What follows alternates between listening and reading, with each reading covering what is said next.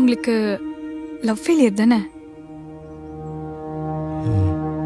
ஆமா, ம் 3 மாசம் ஆகுது கடைசி அவகிட்ட பேசி. ஈலாக டைம் எடுத்துக்கிட்டேன், ஆனால் இன்னும் என்னால் வெளியில் வர முடியல.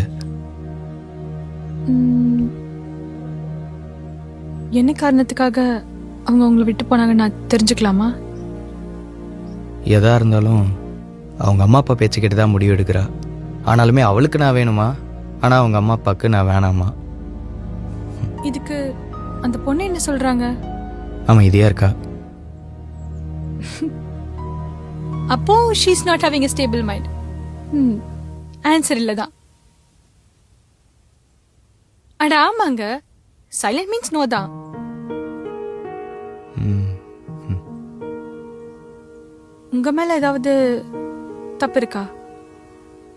ம், இருக்கு. ரொம்ப அவளை நம்பியே இருந்துட்டேன். அதான்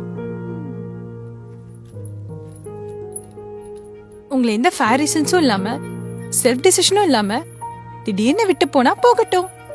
I hope she will regret. இதை தான் நானும் കടീസിயாக അവക്കിட்ட சொன்னேன். റിലേറ്റബിൾ ആയിട്ടുള്ള ഒരു സീനാണല്ലേ.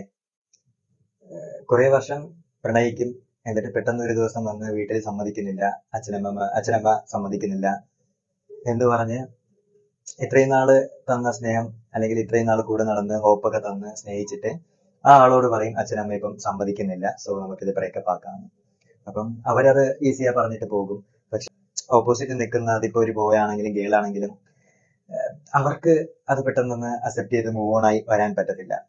ചിലപ്പോൾ പലരും മൂവ് ഓൺ ആയിട്ട് ഇതുവരെയായിട്ട് വന്നിട്ട് കൂടിയില്ല. പലരും അവരുടെ ഓർമ്മയിൽ തന്നെ ഉണ്ടാവും. പലര് കടന്നു പോകാണ്ട് അതിൽ തന്നെ ആ കുരുക്കിൽ അങ്ങ് സ്റ്റിക്ക് ഓൺ ചെയ്ത് നിൽക്കുന്നവരും പലരും ഉണ്ട്.